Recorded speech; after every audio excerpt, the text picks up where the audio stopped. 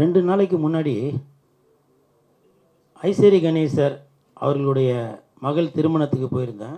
அங்கே வந்து நிறையா சினிமா பிரபலங்கள் வந்திருந்தாங்க, அரசியல் தலைவர்கள் வந்திருந்தாங்க, தொழிலதிபர்கள் வந்திருந்தாங்க, பொதுமக்கள், இப்படி எல்லாரும் பல பேர் வந்திருந்தாங்க. அப்போது ஜெயம் ரவி அவர்களும் வந்திருந்தாங்க, அவங்க கெனிஷா கூட அவங்க வந்திருந்தாங்க.